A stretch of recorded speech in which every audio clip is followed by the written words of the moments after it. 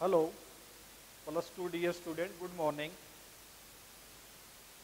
Indefinite integration हमने पूरा कर लिया है। नया चैप्टर हमारा डेफिनेट इंटीग्रेशन। बातें वही हैं, बड़ा इम्पोर्टेंट चैप्टर है ये भी। सारा आपस में जुड़ा हुआ है, इनडेफिनेट और डेफिनेट। तो इसकी डेफिनेशन देने से पहले हमने जो पीछे सीख लिया है उससे देखिए एक बार। जैसे हमने डिफरेंशिएशन में अप्रोक्सीमेशन निकाला था, कोई इस तरह का क्वेश्चन लिया था हमने कि रूट ऑफ 25.1 उसकी वैल्यू निकालो डेरिवेटिव के द्वारा। तो वहाँ हमने एक बात देखी थी कि डी वाई जो है उसको हमने लिखा था एफ डैश एक्स और इंटू डी एक्स, ठीक है ना। D y is equal to f dash x into d x. तो जैसे एक एग्जाम्पल के द्वारा देखते हैं कि भी जैसे y मैंने एक्स क्यूब मान लिया, तो यहाँ इसका मतलब क्या है कि भी डी ऑफ वाई जैसे एक्स क्यूब, इसको हम लिखते हैं जैसे इसका डेरिवेटिव निकाला एफ डैश एक्स वाई है तो 3x स्क्वायर, चलो छोटा ले लेते हैं एग्जाम्पल भी, एक्स स्क्वायर लिया तो इसका डेरिवेटिव निकाला 2x इंटू डी एक्स,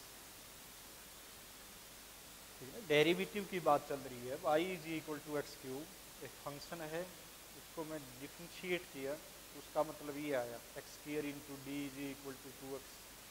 अब जैसे मैं इसको इंटीग्रेशन का साइन ले लूँ दोनों साइड में, तो 2 into x into d x, और यहाँ इंटीग्रेशन और डेरिवेटिव यानी एक्स स्क्वायर होता भी है। हमने इनडेफिनेट में जैसे सी भी जोड़ दिया था, चलो सी भी जोड़ देते हैं। मतलब यहाँ हमारा जो हमने प्रीमिटिव बोला था या एंटी डेरिवेटिव बोली थी, ठीक है ना, जिसका इंटीग्रेशन नाम दिया था कि 2x का डेरिवेटिव एक्स स्क्वायर या इंटीग्रल बोल दें, जो कांस्टेंट है ना उसको हमने 1 मिनट के लिए हटा दिया, यानी सी जुड़ने वाली जो बात बोली जाती है वही। तो 2x का इंटीग्रेशन हम जानते हैं कि भी एक्स स्क्वायर आएगा, एक्स स्क्वायर बाई 2, 2 से 2 कैंसिल होकर के। अब ये जो एक्सप्रेशन है ये हमें बताता क्या है भाई, इसकी इंटीग्रेशन तो निकाल दी जैसे एक्स स्क्वायर है। एक बार हम ग्राफिकली समझते हैं इसको कि 2x एक स्ट्रेट लाइन है, जैसे इसको मैंने छोड़ दिया, मान लिया हमारे पास क्वेश्चन ये आया कि 2x इंटू डी एक्स, इसको इंटीग्रेट करो उसका उत्तर हम निकालते हैं एक्स स्क्वायर प्लस सी। यहाँ मैंने क्या किया है कि 2x का, तो 2x ओरिजिन से गुजरने वाली एक स्ट्रेट लाइन है, मैंने ड्रा कर दिया, और इसमें मान लिया मैंने एक पर्टिकुलरली एक वैल्यू ले ली। मतलब मेरा ये समझेंगे ठीक से भाई कि भी चलो यहीं से देख लें कि भाई मान लिया x बराबर 1 ले लिया और यहाँ x बराबर है 2 ले लिया, ठीक है, और ये वर्टिकल लाइन खड़ा कर दिया। इसका तात्पर्य भी यदि समझना है तो इसका मतलब ये है 2x इंटू डी एक्स का, एक बार हम ये वैल्यू पर्टिकुलर वैल्यू बाद में समझेंगे। तो 2x क्या है, कोई एक्सप्रेशन है, जैसे ये y, मैं इसको भूल गया 1 मिनट के लिए, इसको मैंने y इंटू डी एक्स और इंटीग्रेशन ऑफ दिस लिख दिया। इसका मतलब है भी y कोण यहाँ से x एक्सिस पर खड़े होकर के मैंने y देखी, और dx का मतलब क्या होता है, इंटीग्रेटिंग वेरिएबल होता है ये, यानी इसका मतलब ये है कि x एक्सिस के ऊपर चल के छोटे छोटे टुकड़े कर दो जो कि 0 के नज़दीक हैं। 0 नहीं है लेकिन 0 से एकदम बड़ा नंबर है ये, dx का मतलब ये है। और 2 नंबर की यदि मल्टीप्लाई होती है ना, हमेशा ध्यान रखिए भी 3 इंटू 5, तो हमें ये एरिया बताता है। जैसे यूं सी कि भी मैं वर्टिकल लाइन पर हॉरिजॉन्टल लाइन पर 3 चला गया और वर्टिकल लाइन पर 5 चला गया, तो मैंने एक स्क्वायर बना लिया, तो यहाँ 15 स्क्वायर इसका एरिया आ गया, यूनिट जैसे बोल दें। तो उसी प्रकार की बात यहाँ भी है, जैसे y कोण है 2x, तो y जैसे ये dx का मतलब है x एक्सिस के ऊपर चल के, जैसे मैं मान लिया यहीं से 0 से चलना शुरू कर दिया, ठीक है ना, और छोटे छोटे टुकड़ों में मैंने x पर खड़ा होकर के y देखी, फिर y देखी, मान लिया dx को ले जाते हुए मैं बराबर 1 के ऊपर चला गया, मान लिया ये भाई x बराबर 1 पर y कितनी है, यानी इस पॉइंट के कोऑर्डिनेट भी लिख सकते हैं हम। जैसे x बराबर 1 है तो y 2 है, यहाँ 0 0 है। तो यहाँ फिर वही बात है कि भाई x के लिए y कितनी ऊंची है और दोनों की मल्टीप्लाई कर दी, तो इसका मतलब है कि ये एरिया देगा। तो लेकिन फिर वही बात है कि भाई x कितनी दूर ले गए हम। जैसे मान लिया यहाँ जैसे x बराबर 1 लिया है और 0 और 1 के बीच में मैंने छोटे छोटे टुकड़े बना लिए, dx जिसको बोलते हैं, और फिर मैं वर्टिकल लाइन ड्रा करता गया और जो जो भी हमारे पास फिगर आती गई, यानी कि इन दोनों की मल्टीप्लाई का मतलब है 2 नंबर हैं, ये 2 नंबर का मतलब जैसे 1 ये 2 है, बीच में मैं x की वैल्यू और ले लूँ, आधा ले लूँ, फिर y कितना है। तो इसका तात्पर्य ये है कि ये एरिया को डिफाइन कर रहा है y इंटू डी एक्स। तो एक बार ज्योमेट्रिकली इसका एरिया निकालते हैं। जैसे हम बोल सकते हैं कि ये तो ट्रायंगल है, इस ट्रायंगल में बेस कितना है, 1 है, और हाइट कितनी है, 2 है, तो 1/2 इंटू बेस इंटू हाइट, तो हम कह देंगे भाई 1 स्क्वायर यूनिट इसका एरिया आ गया। ठीक है, तो हम कहाँ से कहाँ चले हैं, 0 से चल करके 1 तक मैं गया हूँ, dx जो निर्धारित किया गया x एक्सिस के ऊपर, और 2x के लिए x बराबर 1 के लिए यदि है तो y तो 2 है। तो इतना जो रीजन आया है उस रीजन को मैंने डिस्क्राइब किया और वो 1 आया। अब यहाँ देखिए यदि मैं इसको इंटीग्रेट करूँ, यानी y into d x, y क्या है यहाँ 2x, तो मैंने इसका इंटीग्रेशन निकाला तो वो तो x स्क्वायर आ गया। ठीक है भाई, तो अब यहाँ इसका मतलब क्या है, जैसे मैं 0 से 1 तक गया, ये देखो ये x इंटीग्रेटिंग वेरिएबल बोलते हैं जिसको, यानी x एक्सिस के ऊपर मैं 0 से चल करके 1 तक गया और 0 से 1 तक चलते चलते मैंने dx ले लिया, यानी छोटा छोटा x एक्सिस के ऊपर x बना लिए, डिनोट कर लिए, और उस कंडीशन में मेरा 2x कितना आया, और मैं हर बार मल्टीप्लाई करता गया, और मल्टीप्लाई करते ही करते करते उनको फिर मैंने जोड़ लिया। इसका मतलब ये है कि 0 से 1 गया और ये वर्टिकल लाइन जैसे मैं ड्रा करता गया, ठीक है ना, तो इस प्रकार से मेरे पास रेक्टेंगल या ट्रायंगल आती गई और उस ट्रायंगल का मैंने एरिया जोड़ लिया। तो वो एरिया किस प्रकार से आया, जैसे x स्क्वायर, जैसे इसको मैंने सोल्व किया, ये तो इंटीग्रेशन निकल गई है, इनडेफिनेट इंटीग्रेशन, उसको मैंने निकाला x स्क्वायर, और फिर यहाँ देखिए एक बार कि भी मैंने इसको 0 से 1 डाला, इसका मतलब ये हुआ कि भी 0 पर खड़ा होकर के y भी तो 0 ही थी मेरी, और फिर मैं 1 तक गया,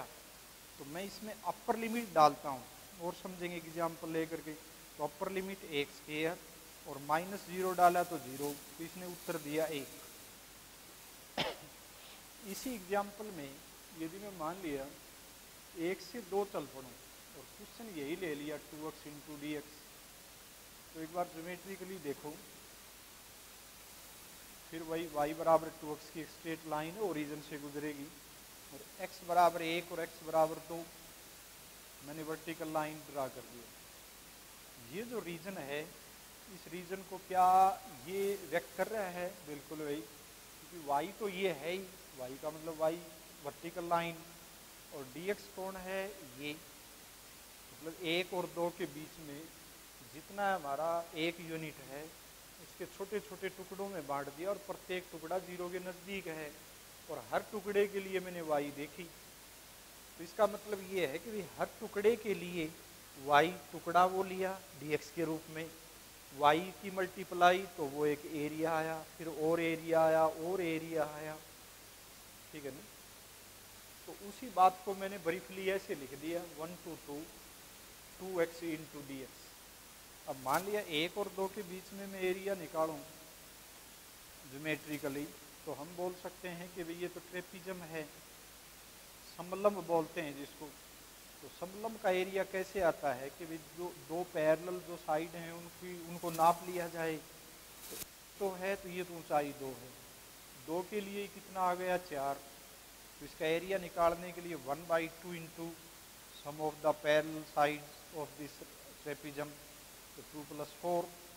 और इनटू इनके बीच का गैप कितना है 1, तो ये 6 और 2 से सिंप्लीफाई होकर के 3 आ गया। ठीक है, अब इसको देखिए, क्योंकि बात तो इसमें भी तो बात तो वही बोली है। अब इसमें क्या करते हैं हम कि भी इसका इंटीग्रेशन निकाल दो, ये कुछ नहीं देखना हमने क्या है, इनडेफिनेट की तरह इसका इंटीग्रेशन निकाल दो, और फिर बाद में हम ये लिमिट लगाएंगे, यानी कि इसका इंटीग्रेशन x² और 2 ये मल्टीप्लाई में कट के आ गया। चलो मैंने c भी जोड़ लिया, और फिर कह दिया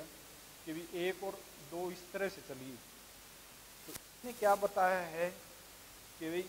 चलो एक बार मैं सोल्व कर लूँ, तो अपर लिमिट डाली 4 + c, और माइनस में लोअर लिमिट डाली 1 जो डाली है वो 1 - c,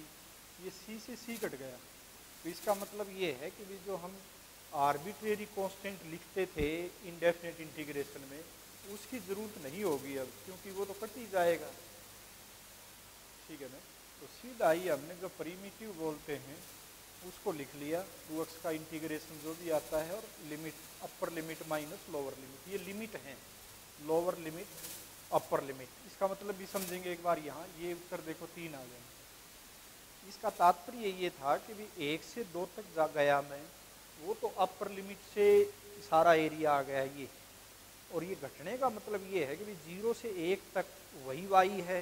क्योंकि डेफिनेशन y के लिए क्या है मेरी 2x, तो देखो 2x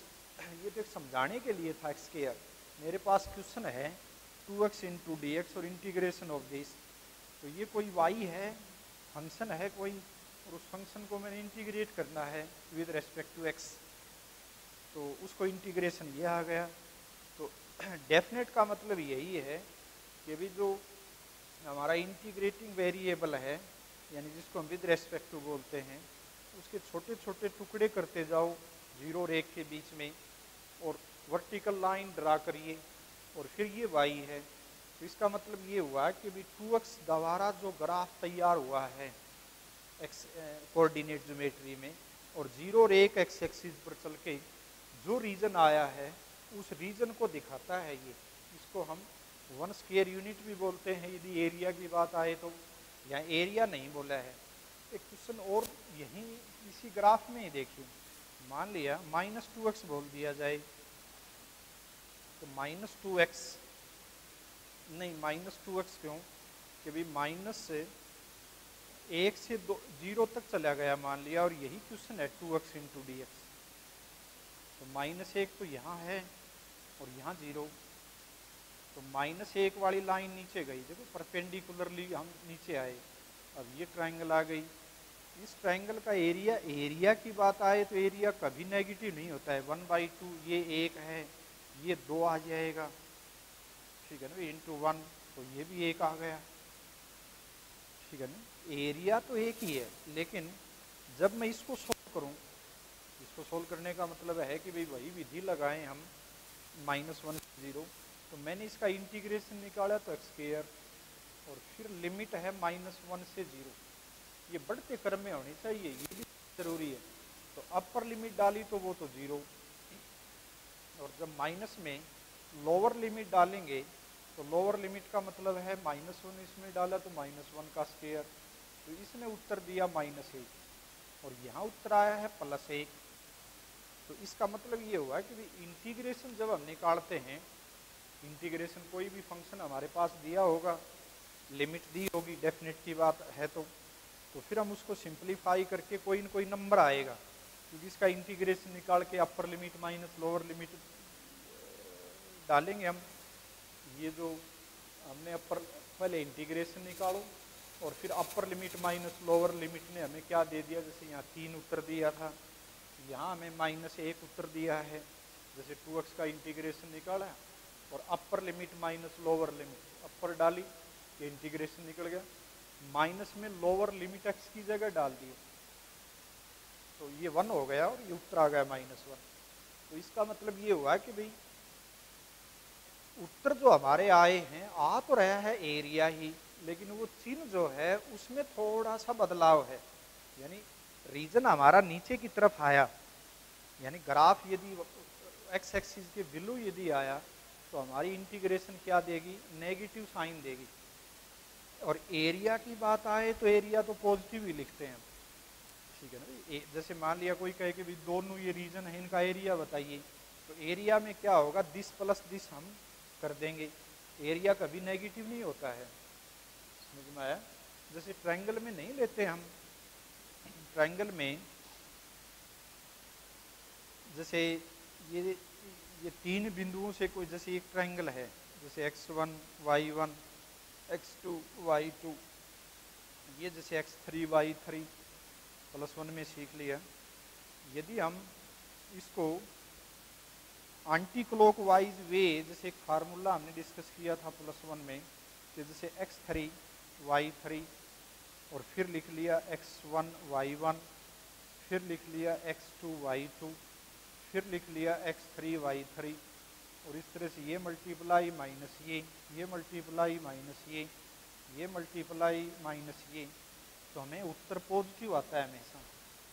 ये डिटरमिनेंट का साइन, मोड का साइन है ये हमारा, कि भाई भीतर हमारा नेगेटिव आए या पॉजिटिव आए, क्योंकि ट्रायंगल तो यही है, क्योंकि ये सिरा है, ये नीचे भी जा सकता है। और यदि मैं मान लिया क्लॉकवाइज बिंदु ले लेता, x3 y3 और फिर x2 y2 लिखता यहाँ, और फिर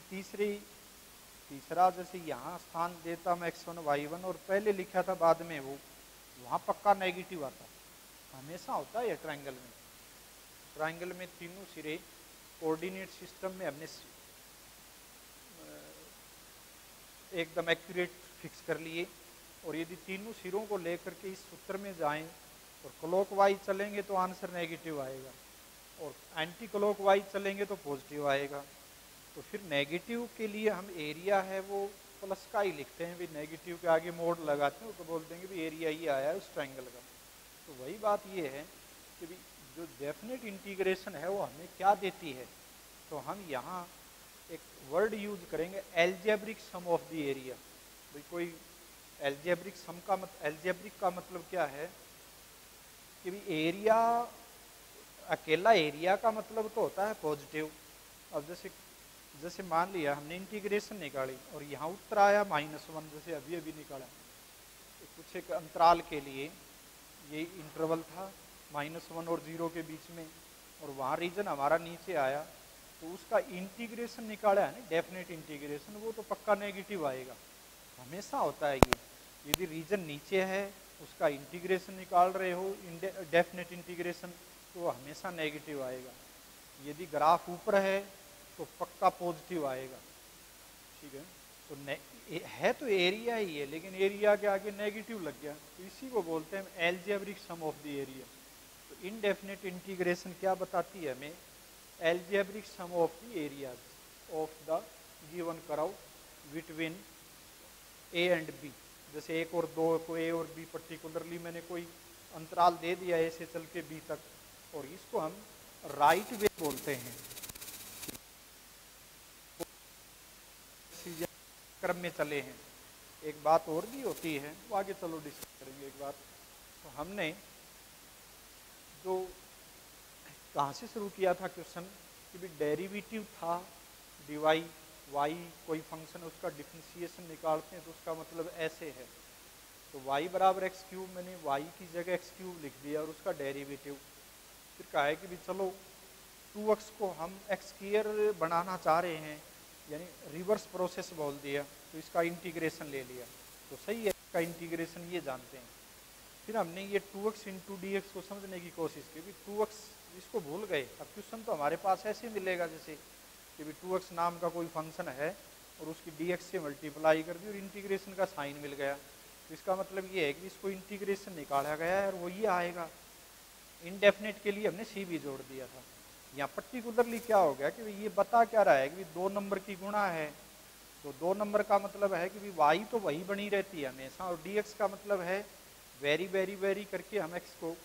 कुछ दूरी पर ले जा करके 0 और 1 के बीच में एक्स के छोटे छोटे टुकड़े बना दिए एक्स एक्सिस के, 0 और 1 के बीच में।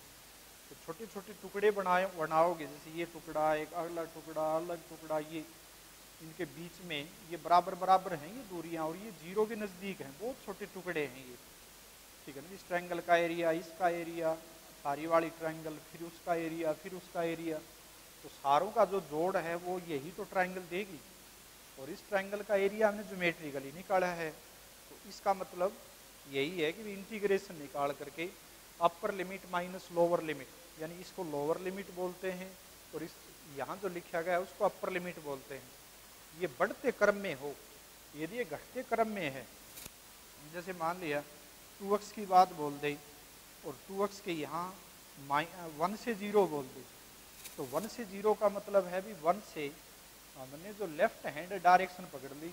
डायरेक्शन को नेगेटिव कर दिया, उल्टी तरफ चल पड़े। मतलब लिमिट में यहाँ जैसे बात थी कि भी राइट वे है हमारा चलने का, positive direction of X axis, यहाँ negative direction of X axis पकड़ लिए। तो इसका मतलब क्या होगा कि भी ग्राफ ऊपर इसका एरिया जब निकालोगे तो इसका नेगेटिव आएगा, मतलब उल्टी डायरेक्शन में चलोगे तो एक नेगेटिव आ गई यहाँ अपने आप, एक्स एक्सिस ने नेगेटिव पकड़ लिया, वाई तो पॉजिटिव है, तो 2 नंबर की मल्टीप्लाई करोगे नेगेटिव और पॉजिटिव की तो फिर नेगेटिव आएगा, तो ये नेगेटिव आंसर देगा। इसका मतलब है ये रीजन ऊपर ना जा करके नीचे ट्रीट होगा इस कंडीशन में। ग्राफ तो ठीक है भाई 2x का तो यही खींचेगा, लेकिन x की वैल्यू उल्टी डायरेक्शन में लोगे तो उत्तर हमारा नेगेटिव आएगा। तो यही बात है इंटीग्रेशन में समझने की। तो इंटीग्रेशन हमें उत्तर जो दे सकता है वो 0 दे सकता है, माइनस में दे सकता है, प्लस में दे सकता है, और वो क्या बताता है, वो algebraic sum of the area बताएगा। तो अब हम इसको डिफाइन कर लेते हैं कि इसकी डेफिनेशन क्या बोलते हैं जनरली।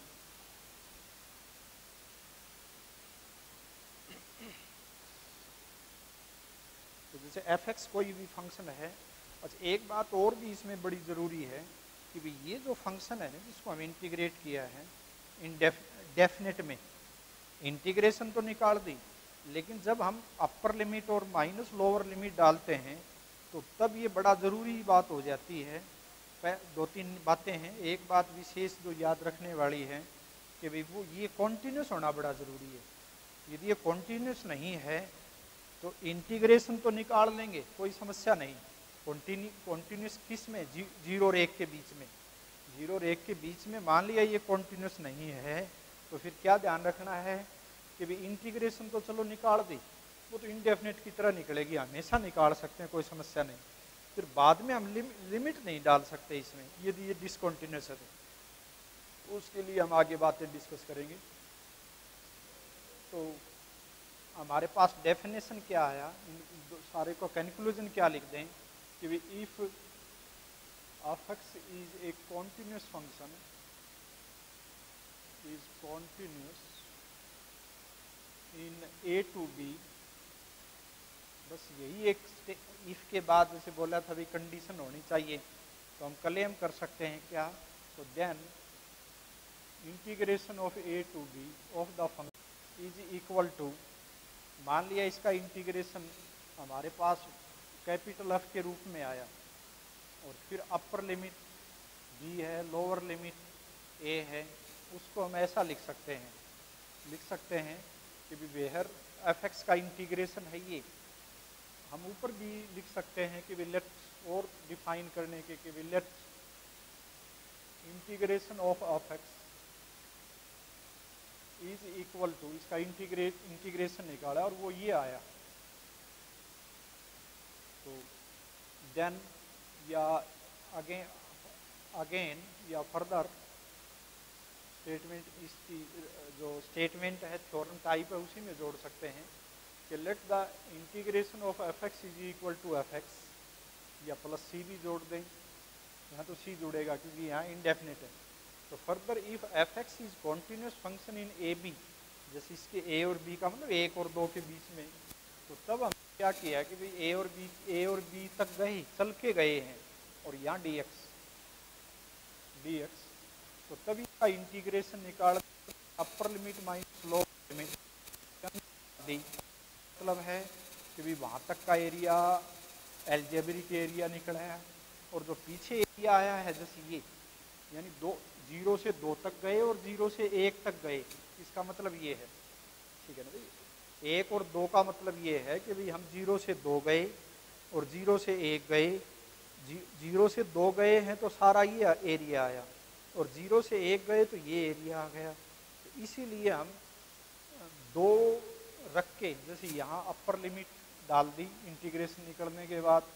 और फिर उसमें लोअर लिमिट, यानी जो इंटीग्रेशन निकली है उसमें लोअर लिमिट डाल दी। तो ये इसकी डेफिनेशन है डेफिनेट इंटीग्रेशन, ठीक है ना भाई। तो इतना हम, यदि ऐसा दिया हुआ हो, कॉन्टिन्यूटी चेक करो पहले तो, कोई भी फंक्शन है अंदर लिखा गया है, यदि डेफिनेट का है, मतलब इसका इंटीग्रेशन तो जैसे हम पीछे निकालते थे निकाल ही देंगे, लेकिन जब हम इंटीग्रेशन निकलने के बाद लिमिट डालते हैं तो वहाँ हो सकता है यदि वो डिसकंटिन्यूस हो तो सवाल में गड़बड़ भी आ सकती है।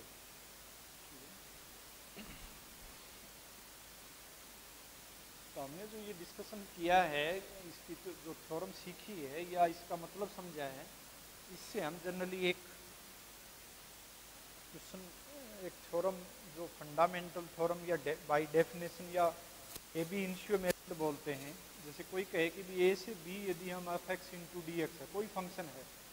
और कह दिया कि भी एफ एक्स इज कॉन्टिन्यूस, ठीक है ना, ये है एफ एक्स इज कॉन्टिन्यूस,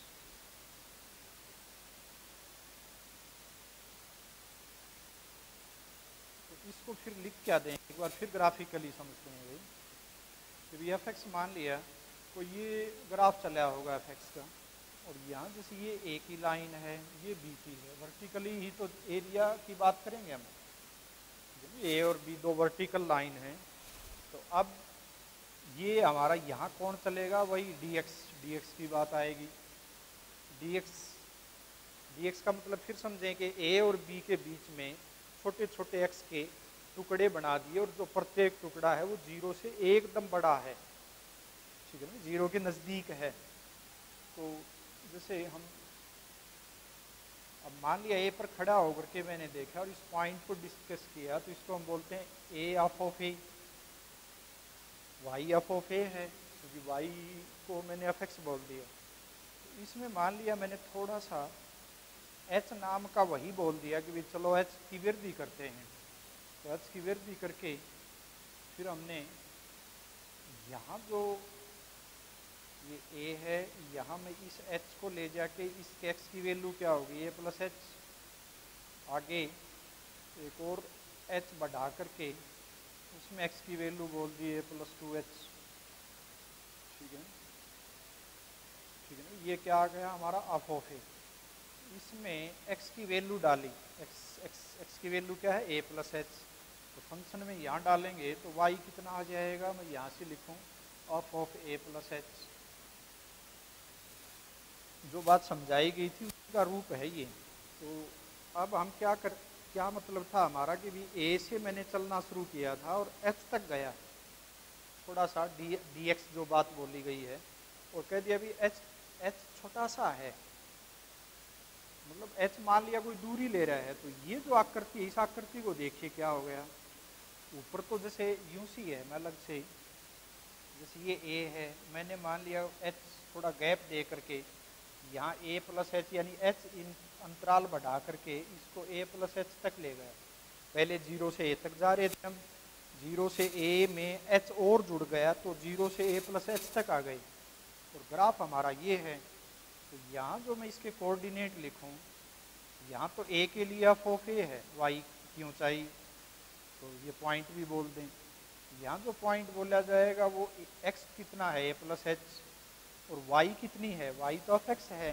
तो एफ एक्स में ये भरेंगे तभी तो वाई की वैल्यू आएगी, F of A plus H. अब मैंने इसका एरिया डिस्कस करना है वही बात है कि भाई ऊंचाई के मतलब ये जो रीजन है ये किस तरह से बना है, यानी ये तो विड्थ है और ये हमारी हाइट हो गई। तो यदि मैं इसके ऊपर परपेंडिकुलर डाल दूं, तो परपेंडिकुलर डाल दें और इसको एरिया को मैं डिस्कस करूं तो क्या हो गया, ये तो रेक्टेंगल है, तो इस रेक्टेंगल का एरिया देखते हैं एच यानी विड्थ, और ऊंचाई कितनी है, एफ ऑफ ए, ये भी एफ ऑफ ए है। ऊपर वाली हाइट तो एच बढ़ने से हमारे पास इंक्रीमेंट आई है वाई में, तो एफ ऑफ ए, यानी पहला जो ये एरिया है वो निकाल लिया हमने, इसको एक मिनट के लिए नेग्लेक्ट कर दिया। आगे क्या करते हैं, आगे एक अलग से रेक्टेंगल और डिस्कस और बनाया हमने, कौन सा, ये रेक्टेंगल। तो इस रेक्टेंगल में ये जो ऊंचाई है, ये ऊंचाई हमारी F of A plus H तक है और विड्थ फिर एच है। तो फिर मैंने इसका रेक्टेंगल का फिर एरिया लिख दिया, कितना, विड्थ कितनी एच और ऊंचाई कितनी है F of A plus H. फिर आगे और चलते हैं इसी प्रकार से, एच आगे एच और जोड़ करके यहाँ तक हम कुल लेंथ कितनी आ जाएगी हमारी, क्योंकि वाई तो है वो यहाँ से चल के एक्स पर निर्भर है, तो यहाँ तक हमने एच और जोड़ करके सारा एक्स कितना हो गया, ए प्लस 2h, और वाई उसकी कंडीशन में जितने भी, तो इधर से परपेंडिकुलर डालेंगे तो a प्लस 2h तो हमारे पास आ गई वाई की ऊंचाई, और h हमारा अंतराल था, तो ये एरिया दूसरा जो रेक्टेंगल तैयार हुआ। तो इस प्रकार से चलते चलते मैंने इनफाइनाइट टुकड़े बना लिए, इसके अनगिनत टुकड़े बना लिए हैं, ठीक है ना भी। और अंतिम जो टुकड़ा है, जैसे यहाँ से देखो n टुकड़े बना लिए, ठीक है ना, फाइनाइट है वैसे, क्योंकि अंतराल हमारा एक इंटरवल है, रस्सी है, और उस रस्सी को एक एक एक एक एक एक एक एक टुकड़ों में बांटूं, तो पहला टुकड़ा है एक, दूसरा यदि मैं n टुकड़ों में बांटूं, जैसे मान लिया यहाँ देखिए एक लेंथ है ये, मान लिया 1 से लेकर के 10 तक, और मैं यदि इसके 8 टुकड़े या 10 टुकड़े बनाऊं एक एक लेंथ के, तो 1 2 3 4 5 6 7 8, ये तो 9वां टुकड़ा है, क्योंकि मैंने परपेंडिकुलर तो इसी से डाला था, यहाँ उल्टी तरीके से चल सकते हैं। तो यहाँ जो हमने इनफाइनाइट n छोटे छोटे टुकड़े या सेगमेंट बांट दिए, प्रत्येक जैसे dx बोलते हैं वही बात। तो यहाँ हम चलते हैं, यहाँ देख भी ले सकते हैं कि दूसरी जो टर्म आई है उसमें h आया, तीसरी टर्म आई है उसमें 2h है, चौथी टर्म आएगी तो जो अनथ टर्म आएगी, अनथ टर्म में क्या आएगा, h इंटू ए प्लस एक कम। देखो फिर यहाँ से तीसरी टर्म में 2h है, चौथी टर्म में 3h आएगा, एक कम आया, तो अनवा जो स्थान है वहां कितना आएगा ये ठीक है ना भाई, क्योंकि हमने यदि 10 टुकड़े करने हैं तो यहाँ 2 तक ही पहुंचेंगे हम h को लेके, यानी h1 2h, यानी यहाँ शुरू में तो एफ ऑफ ए से ही मिल गई थी हमने, इससे ही मिल गया था ये, जैसे यूँ परपेंडिकुलर डाल के, तो एफ ऑफ ए यहाँ h और वृद्धि करके फिर हमने दोबारा ये मिला था, तो यहाँ a into n minus 1 into h और h टाइम्स ऑफ, तो ये सारा क्या हो गया। अभी इसमें ऐसा और लिख लेते हैं कि भी सारे पर ब्रैकेट डाल के, और यहाँ h को क्या कर दिया, 0 के नज़दीक ले जाके छोड़ दिया, h टेंड्स टू 0, तो h यदि 0 के पास चला गया तो अब क्या हो गया कि जो ये एरिया हम नेगलेक्ट कर रहे थे, जैसे आगे मान लिया यहाँ से एक स्ट्रिप और बना लेते हैं, जैसे h है बीच में, यहाँ मैं फिर परपेंडिकुलर डालूंगा तो एरिया तो ये है, और h को यदि मैं 0 के नज़दीक ले आऊँगा तो ये विड्थ मुझे ना के बराबर दिखेगी, विड्थ तो होगी लेकिन इसके नज़दीक से ही ऊपर जो एरिया है वो सम्मिलित हो जाएगा, ठीक है ना भाई। तो यहाँ जो गैप है उस गैप के हिसाब से तो ये भी दिखेगा, जैसे यहाँ देखिए यदि ये गैप मैंने h का काफ़ी बड़ा ले लिया तो यहाँ एरिया काफ़ी अधिक दिख रहा है, या तो हमारा यही निकला है। h को यदि मैं काफ़ी इसके नज़दीक ले आऊँ तो एरिया अप्रोक्सीमेशन में आ जाएगा, ये यानी बढ़िया सा रिजल्ट आ जाएगा। तो इसका मतलब है ये निकाला क्या है, ये अभी अभी हमने एग्जाम्पल ले गया, शुरुआत में समझा था, तो उसका मतलब यही तो है कि a से b गए, एफ एक्स हमारा y है और dx x एक्सिस के ऊपर चल के उसके छोटे छोटे टुकड़ों में बांट के उसको ये लिख दिया। तो यही है जो डेफिनेशन हमारी फर्स्ट डेफिनेशन बोलते हैं, या भी इनसियो रूल है। इसके ऊपर आधारित सीबीएसई हो या कोई भी बोर्ड हो काफ़ी बार प्रश्न पूछती है। जैसे हमने अभी एक एग्जाम्पल लिया था कि भी 2x लिया था और कहा कि भी 2x को बाय डेफिनेशन सोल्व करके दिखाओ। मान लिया मैंने 1 से 2 तक, तो 1 से 2 तक जब हमने इसका एरिया निकाला था, फिर देख लो इंटीग्रेशन निकाल के एक्स स्क्वायर आ गया, और 1 से 2 तो 2 2 3 उत्तर आया था हमारा। तो क्या यहाँ से भी 3 आएगा? बिल्कुल आएगा, क्योंकि हमें जो फिगर तैयार करी थी, जैसे हमने बोला था कि भी ये तो ट्रेपिज्म की फिगर आएगी नहीं, हाँ 2x के बारे में, यानी 2x का इंटीग्रेशन निकाला था हमने 1 से लेकर के 2 तक, और उसका इंटीग्रेशन निकाल के फिर upper limit minus lower limit डाली थी, और ज्योमेट्रिकली भी समझ लिया था हमने। इस प्रकार से इसकी फिगर हुई थी 1 से 2 परपेंडिकुलरली जरूरी है ये वर्टिकल लाइन। तो इसका जो एरिया आया था वो 1 यूनिट ही है, 3 यूनिट है, 3 स्क्वायर यूनिट। तो जैसे ये क्वेश्चन दिया और इसको कह दिया कि भाई बाय डेफिनेशन सोल्व करके दिखाओ, तो हम डेफिनेशन में के द्वारा क्या चलेंगे कि भाई फंक्शन कौन है 2x। तो यहाँ क्या है कि जो फंक्शन है उसमें लोअर लिमिट भरिए। ये देखो यहाँ से हमें क्या निष्कर्ष निकला कि भाई लोअर लिमिट का मतलब एक्स एक्सिस पर चलना है, शुरू का ही सिरा है हमारा और बी तक पहुंचना है। तो शुरू में हमने ए भर दिया, तो ए का मतलब है भी लोअर लिमिट सीधी भर दो फंक्शन में। क्वेश्चन क्या है 2x, x में 1 भर दिया, ठीक है ना भाई। बाई डेफिनेशन भी है 2 को बाहर करो तो बाहर भी कर सकते हैं, तो 2 को तो बाहर कर दिया मान लिया, क्योंकि x में ही तो वेरी होगी, दो तो दुगुना करके करता चलेगा, या चलो साथ रख लिया 2 × 1। क्या है डेफिनेशन हमारी h टेंड्स टू 0 लिमिट। अब अंदर चलेंगे 2 फंक्शन में लोअर लिमिट भरो, लोअर लिमिट भर दी, यानी यहाँ देखिए h मैंने बाहर ले लिया ये, हाँ एक h की मल्टीप्लाई इसको बाहर और ले ले, प्रत्येक में से h कॉमन ले करके ये बना जा करके फार्मूला। तो h यहाँ ले लिया, h tends to 0 × h, 2 × 1 plus 2 × 1 plus h, ठीक है ना। क्वेश्चन था हमारा ये, इसमें लोअर लिमिट में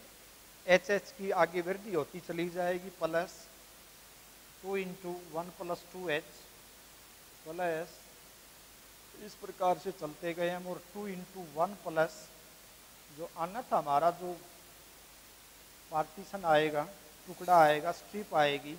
उसके लिए हमारे पास ये विड्थ ये कितने में 1 कम आएगी, तो n - 1 × h, ठीक है ना। तो ये इसका तात्पर्य ये है, ठीक है ना। ये अलग अलग रेक्टेंगल बनाए गए हैं, एक्स एक्सिस पे चल के वाई की ऊंचाइयाँ की खड़ी कर करके हमने और उनको जोड़ दिया। जोड़ने से जो ये फिगर आई है उस फिगर के बारे में सारा वर्णन ये करके दे देगी, यानी एरिया बता देगी, एल्जेब्रिक सम ऑफ एरिया जिसको हम बोलते हैं। तो जब राइट हैंड साइड को हम सोल्व करें, और देखो लिमिट का सवाल है, तो यहाँ एक लिमिट के लिए एक पर्टिकुलर केस भी आएगा। जैसे +1 में हमने लिमिट की काफ़ी बातें सीखी थी, 7 इनडिटरमाइन फॉर्म सीखी थी, 0/0, इन्फिनिटी इंटू इन्फिनिटी, 0 की पावर 0, 1 की पावर इन्फिनिटी, नहीं 1 के ऊपर पावर 0 भाई, 1 के ऊपर पावर 0। ये देखो ये फॉर्म थी, एक तो थोड़ा सा वही गलत ना बोल दिया जाए, 0/0, infinity upon infinity, infinity minus infinity, 0 raise to power 0, 1 के ऊपर पावर इन्फिनिटी, ध्यान रहे, और इन्फिनिटी पर इन्फिनिटी नहीं होती है, इस पर पावर 0। तो ये जो फॉर्म है 1 2 3 4 5 6 और 1 होती है, कौन सी बच गई बाकी भाई, इन्फिनिटी इंटू 0। ये जो फॉर्म है हमारी 7,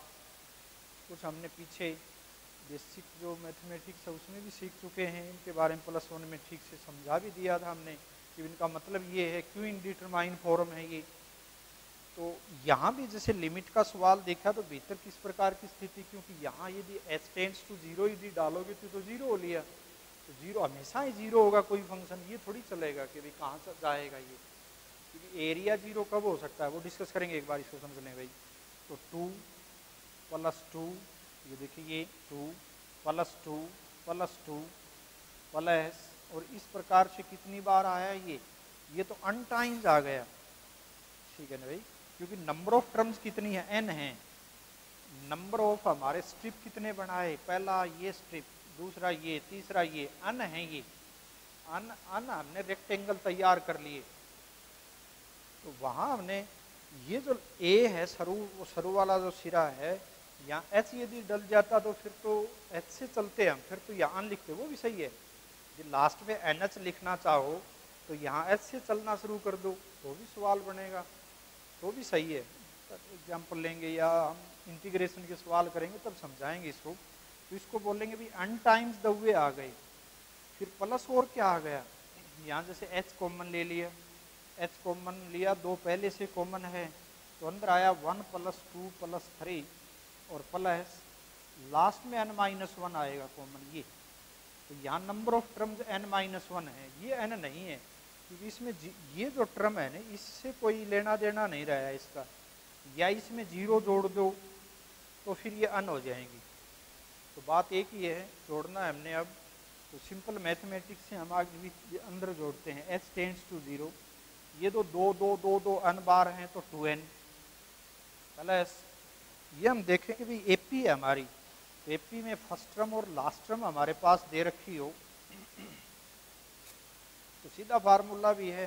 n/2 नंबर ऑफ टर्म, जैसे मान लिया 0 शामिल कर लिया हमने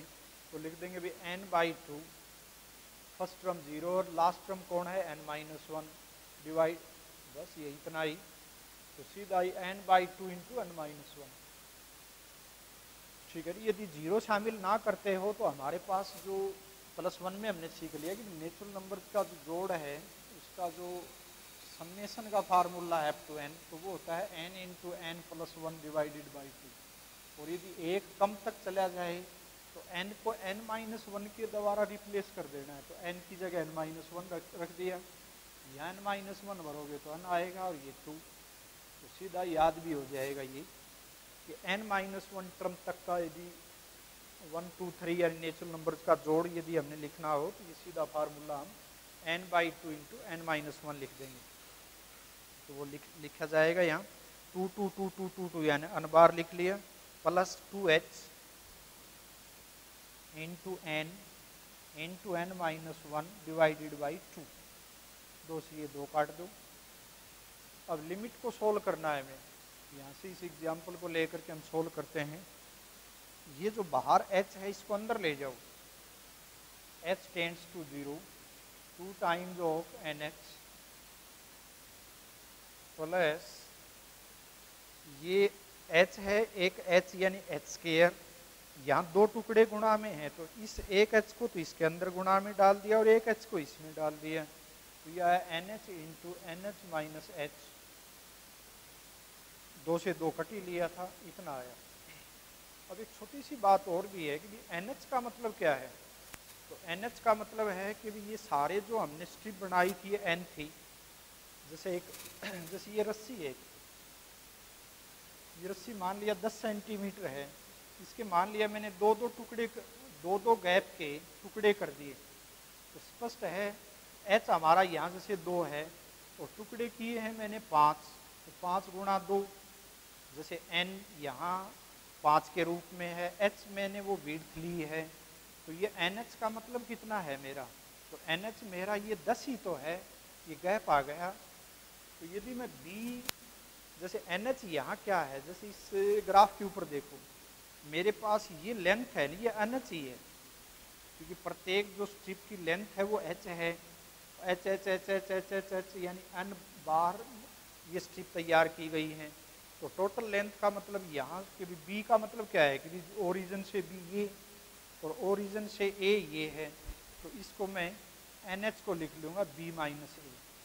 यानी upper limit minus lower limit. बढ़ते क्रम में चल रहे हम, ये भी ध्यान रहे, बढ़ने का मतलब है राइट वे है हमारा डायरेक्शन, पॉजिटिव डायरेक्शन भी बोल दें।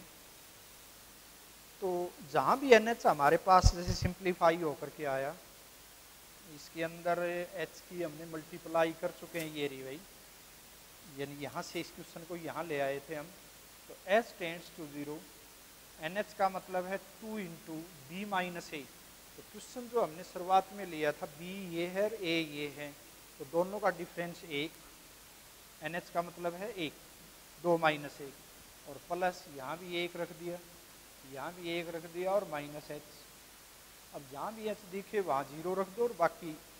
सोल्व कर लिया, हमारा उत्तर आ गया 3। आना भी 3 था क्योंकि हमने ज्योमेट्रिकली डिस्कस किया है। ये देखो यहाँ ज्योमेट्रिकली बात देखी थी हमने कि भी 1 से 2 तक